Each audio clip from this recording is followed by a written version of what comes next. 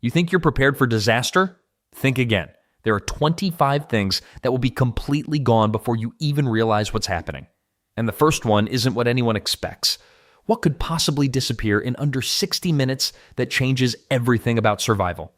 When society collapses, electricity vanishes first. Not gradually, not with warning signs, just gone.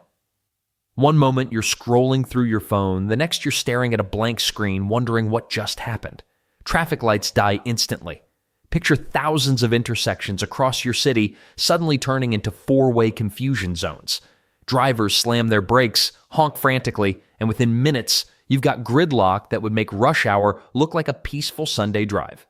No coordinated flow, no system, just chaos with 2-ton metal boxes. Your refrigerator stops humming. That's actually more serious than it sounds. All that food you spent hundreds of dollars on, it starts warming up immediately. Ice cream becomes soup, meat enters the danger zone, and your weekly grocery haul transforms into expensive garbage faster than you'd expect. The weird part is most people don't realize this until hours later when they open the fridge door and feel that telltale warmth. ATMs become useless decoration. These machines that normally spit out cash on demand suddenly turn into expensive paperweights. Banking becomes impossible because everything runs on electronic systems that need constant power. Your debit card? Worthless plastic. Mobile banking apps? Dead as your phone battery. Then there's the domino effect nobody talks about. Cell towers have backup batteries, sure, but they're designed for brief outages, maybe a few hours if you're lucky. As these batteries drain, your phone service gets spottier by the minute. First you lose data, then calls start dropping, and eventually you're holding an expensive brick that can't connect to anything. Streetlights disappear into darkness. This might not seem crucial during daytime, but when night falls, entire neighborhoods plunge into an eerie blackness that most people haven't experienced since childhood camping trips. Except this isn't fun. It's genuinely dangerous. Crime rates spike in dark areas because criminals know police response will be delayed or non-existent. Let's not forget about electronic payments. Every swipe, tap, or scan that modern life depends on stops working immediately. That fancy contactless payment system at your favorite coffee shop? Useless. Online shopping? Forget it. Even cash registers that depend on electricity become problematic, forcing stores back to manual calculations and handwritten receipts. Security systems fail across the board. Automatic doors get stuck, electronic locks stop responding, and surveillance cameras go blind. Buildings that normally buzz people in or out become either completely sealed or wide open, depending on their default settings. Makes sense, right? Nobody designs these systems expecting total power loss. The psychological impact hits harder than the practical problems. Modern humans have never lived without electricity. We've built our entire existence around flipping switches and expecting instant results. When that reliability vanishes, panic sets in faster than you'd think possible. But losing electricity is just the beginning. While you're stumbling around in the dark trying to find candles and wondering when the power company will fix everything, another critical system is already starting to fail. One that makes electricity look like a luxury instead of a necessity. You flip the light switch and nothing happened. Now here's what comes next, and it hits faster than most people realize. City water systems are basically giant machines that need constant electricity to function. Those massive pumps that push clean water through miles of underground pipes, they're not running on hope and good intentions. Within the first hour of a power outage, water pressure starts dropping like a rock. The higher up you live, the worse it gets. Gravity can only do so much when the pumps aren't doing their job. Water treatment plants face the same problem, but way more complicated. These facilities need power for everything from chemical dosing to filtration systems. Without electricity, the entire water purification process grinds to a halt. Fresh, clean tap water becomes a memory faster than you'd expect. Most cities have backup generators, sure, but those run on fuel that won't last forever. Fire hydrants start running dry within an hour or two. This creates a nightmare scenario for firefighters who suddenly can't access their primary water source. Public fountains, those fancy water bottle filling stations at parks, and even basic drinking fountains all lose function. The infrastructure we take for granted every single day depends entirely on that electrical grid we just lost. Then there's something most people never consider: Water vending machines, those reverse osmosis stations you see outside grocery stores, also shut down immediately. No power means no filtered water, period. Even if you had quarters burning a hole in your pocket, those machines become expensive decorations. But here's where things get interesting. Your home becomes your lifeline in ways you might not have thought about. That bathtub you've been meaning to scrub? It can hold 50 to 80 gallons of emergency water if you fill it quickly. Hot water heaters typically store 40 to 80 gallons too, and that water stays clean for drinking if you know how to drain it properly. Swimming pools become liquid gold, though you'll need purification tablets or boiling methods to make pool water safe for drinking. Smart people start filling every container they can find the moment they realize what's happening. Pots, buckets, even clean trash cans become water storage. The weird part is how fast this window of opportunity closes. Once word spreads that water might be scarce, everyone has the same idea at the exact same time. Well, there's also the psychological factor nobody talks about. Most Americans use between 80 to 100 gallons of water per day without thinking twice. Suddenly, rationing becomes reality. That long shower you love? Forget about it. Washing dishes, doing laundry, even flushing toilets becomes a calculated decision. Municipal water towers can provide pressure for a while after pumps fail, but they're designed to handle normal daily usage, not emergency hoarding. Once those reserves empty out, the taps run completely dry. The cruel irony? Water surrounds us everywhere, but almost none of it is safe to drink without treatment. Rivers, lakes, and streams require purification that most people don't know how to do properly. And speaking of things people don't know how to do properly, let's talk about what happens when those grocery store doors swing open and panic really sets in. The moment news breaks about a real collapse, something wild happens at every grocery store across the country. People who usually debate between organic and regular apples suddenly turn into tactical shoppers with military precision. Within 30 minutes, parking lots look like Black Friday on steroids. Most folks don't realize that your average supermarket keeps roughly 3 days' worth of inventory on hand. That's it, 3 days for normal shopping patterns. But when panic hits, those shelves get stripped faster than a Vegas buffet at closing time. Here's where it gets interesting. Bread disappears first, followed immediately by milk and eggs. Makes sense, right? Then comes the real survival stuff. Canned goods, rice, pasta, and anything that won't spoil without refrigeration. The weird part is watching people grab items they've probably never cooked in their lives. Suddenly, everyone's an expert on dried beans and instant oatmeal, but there's a catch that most people discover too late. Remember how we talked about the power grid failing first? Well, those fancy card readers and payment apps become useless pieces of plastic and code. Cash only, baby. And if you're like most Americans who carry maybe $20 in actual bills, you're basically window shopping at the Apocalypse Mall. Store managers face an impossible choice.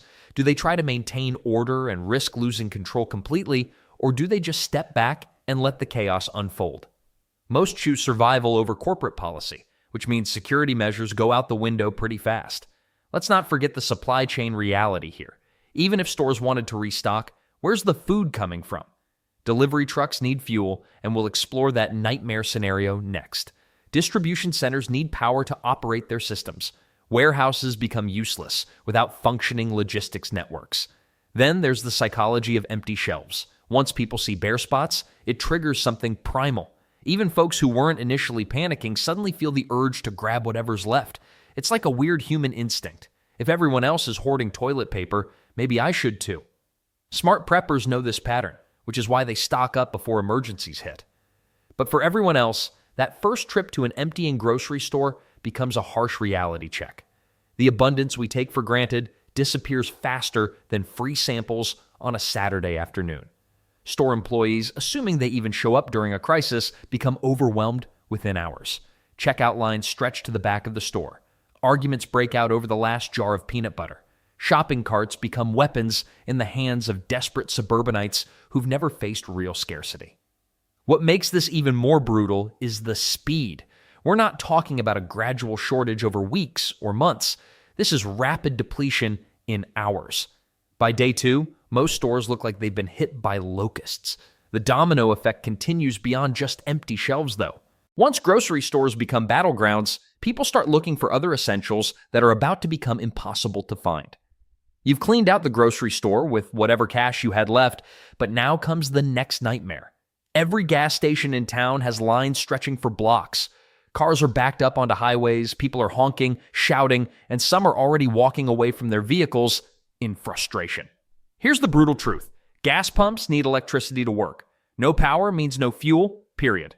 Those sleek digital displays, dead. The card readers, useless. Even if the station owner wants to help, there's literally no way to get gasoline from the underground tanks into your car without electricity running the pumps. Most people don't realize how fast this domino falls. Within 3 hours of a major grid failure, roughly 80% of gas stations become completely non-functional. The smart folks who rushed there immediately after the lights went out, they got lucky. Everyone else is staring at empty pumps and out-of-order signs. But wait, it gets worse. Even stations with backup generators face a different problem. They run out of fuel entirely within 6 to 8 hours. Why so fast? Because once panic hits, people don't just fill up their cars. They're filling every container they can find. Milk jugs, buckets, even plastic bags if they're desperate enough. Then, there's the diesel situation. Forget about your car for a moment. Think bigger. Every delivery truck that stocks grocery stores, pharmacies, and hospitals runs on diesel. When those pumps go dry, supply chains don't just slow down, they stop completely. No diesel means no deliveries. No deliveries means empty shelves everywhere, not just at gas stations. The weird part is how quickly a black market springs up. Within 12 hours, you'll find people selling gasoline out of containers in parking lots for 3 times the normal price. Cash only, obviously. Some of it's legitimate. Folks who had extra stored up. Some of it's watered down or mixed with other fluids. Good luck telling the difference when you're desperate. Emergency services face their own fuel crisis too. Police cars, ambulances, and fire trucks all need gas to operate.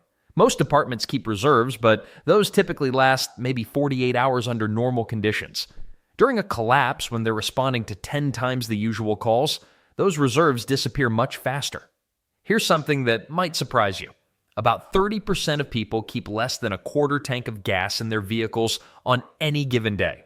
These folks are the first to panic and the first to get stuck. Meanwhile, that neighbor who always keeps their tank full suddenly becomes the most popular person on the block. The ripple effects are staggering. No fuel means people can't drive to work, assuming their workplace even has power. It means families get separated with no way to reunite. It means medical emergencies become death sentences when ambulances can't respond. But running out of gas is just the beginning of your medical problems. Because while you're stranded at home, something even more critical is vanishing from every pharmacy and hospital in your area. When your stomach hurts or you get a headache, what's the first thing you do? Pop a pill, right? Well, that simple solution disappears fast when everything falls apart. Pharmacies become war zones within hours of a collapse, and the medicines we take for granted vanish quicker than ice cream on a hot day. Here's what most people don't realize about medical supplies during a crisis. The average pharmacy only stocks about 7 days' worth of medications under normal conditions. But when panic hits, those shelves get cleaned out in under 6 hours. Insulin disappears first because diabetics know they'll literally die without it. Blood pressure medications follow close behind, then painkillers, antibiotics, and anything that keeps people functional. The really scary part isn't just prescription drugs going missing. Over-the-counter stuff like aspirin, bandages, and antiseptic wipes become worth their weight in gold. A simple bottle of ibuprofen that costs $3 today could trade for a week's worth of food tomorrow. Makes sense, right? Pain doesn't take a break just because society does. Then there's the insulin problem that nobody talks about. Roughly 8 million Americans need insulin to survive, and most to keep maybe a month's supply at home. Without refrigeration and steady deliveries, people start dying within days. It's not pretty, and it happens fast. Diabetics know this better than anyone, which is why they're usually first in line when the panic buying starts. But here's where things get really twisted. Hospitals can't help much either. They typically stock medications for current patients, plus maybe 72 hours extra. Once supply trucks stop rolling, even emergency rooms run dry. Surgery becomes impossible without anesthesia. Infections turn deadly without antibiotics. Basic medical care becomes a luxury item overnight. Let's not forget the black market that springs up almost immediately. Got extra blood pressure pills? Congratulations, you're now sitting on liquid gold. People will trade their wedding rings for a bottle of heart medication. The weird part is how quickly neighbors start eyeing each other's medicine cabinets. That friendly pharmacist down the street might suddenly become the most popular person in town. And the numbers don't lie about what happens next. Studies show that nearly 65% of deaths in the first month after a major collapse are medication-related. Not violence, not starvation, but simple medical issues that could have been solved with $1's worth of pills. High blood pressure becomes a death sentence. Diabetes turns into a ticking time bomb. Even minor infections can kill without antibiotics. The smart money isn't just on hoarding medications, though. Basic first aid supplies become incredibly valuable. Gauze, hydrogen peroxide, thermometers, and even those little adhesive bandages turn into currency. A well-stocked first aid kit becomes more valuable than jewelry pretty quickly. Well, here's the thing about all those medical emergencies and injuries piling up. You'll need cash to buy whatever supplies are left, assuming anyone's even selling, but what happens when the ATMs stop working and banks shut their doors? When the grocery stores empty out and gas stations shut down, you'd think cash would be worthless too. Wrong. Dead wrong. Cash becomes the absolute king of commerce when everything else fails. Here's what most people don't realize. The average American household has less than $100 in physical cash sitting around. That's it. We've become so dependent on plastic cards and phone apps that actual money feels almost foreign. Your wallet probably has, maybe $30 and some old receipts? When ATMs go dark and credit card readers die with the power grid, that crumpled 20 in your pocket suddenly becomes more valuable than your entire digital bank account. Banks slam their doors shut faster than you'd expect. Makes sense, right?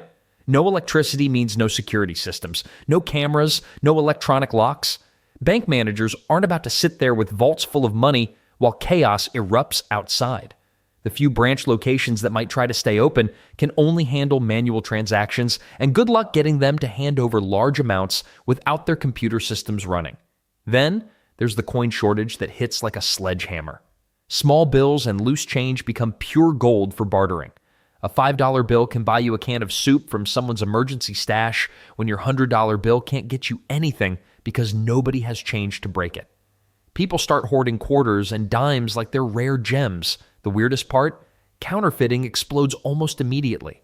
When you're desperate and someone offers you cash for your last can of beans, are you really going to hold that 20 up to the light and check for watermarks? Most people have no idea how to spot fake bills anyway. Criminals know this, and suddenly everyone's wondering if that cash they just accepted is real.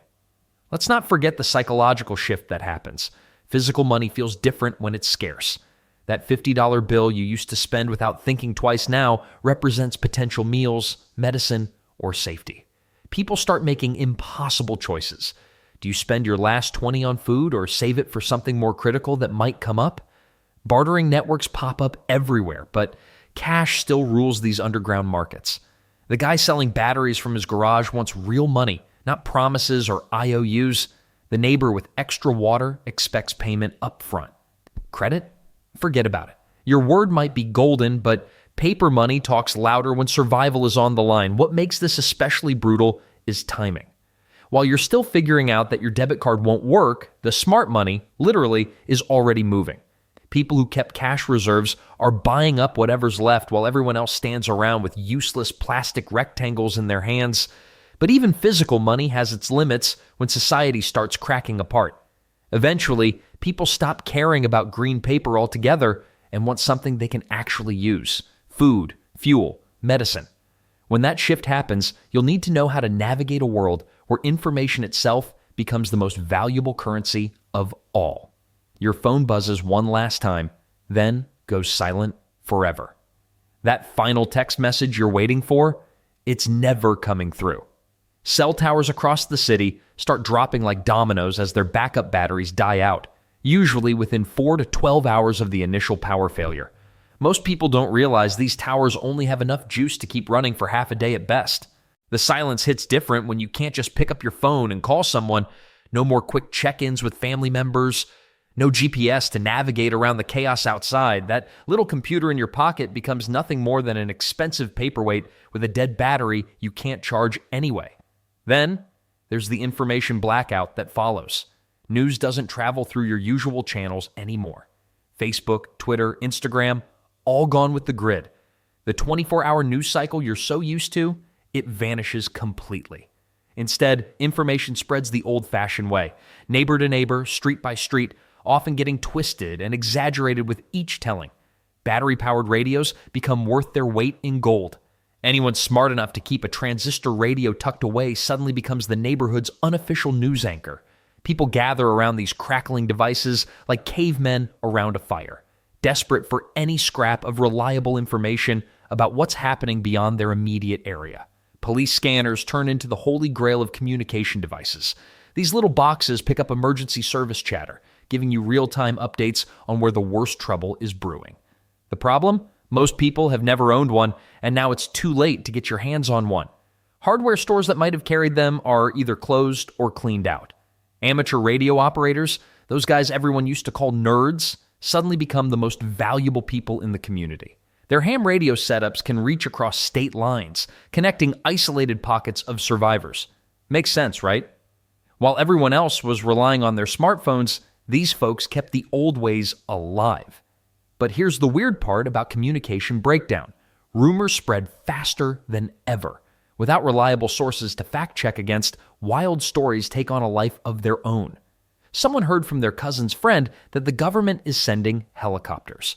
Another person swears the military is setting up camps 50 miles south. Most of it's complete nonsense, but desperate people cling to any hope they can find. Two-way radios and walkie-talkies become the new currency of coordination. Families who planned ahead and bought a set can actually stay in touch when members venture out for supplies. Security teams forming in neighborhoods rely on these devices to coordinate patrols and share warnings about dangerous areas. The information vacuum creates something even more dangerous than the collapse itself: complete uncertainty. When you can't verify what's real and what's panic-driven fiction, every decision becomes a gamble. Should you stay put or try to reach that supposed safe zone everyone's talking about? Well, decision-making gets a lot harder when the people supposed to keep order can't even talk to each other properly. When the police can't come to your rescue, things get ugly fast. Emergency services that normally respond in minutes suddenly take hours if they show up at all. Fire departments, paramedics, and police get flooded with calls they simply can't handle. A typical city has maybe 3 patrol cars per 10,000 people on a good day. Now multiply the chaos by 100 and you've got a recipe for disaster.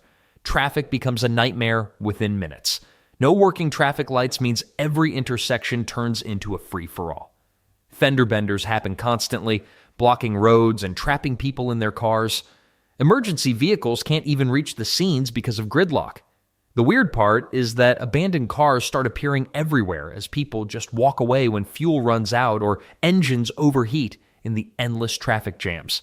Then there's the looting. Stores that survived the initial rush of panicked shoppers now face a different threat entirely.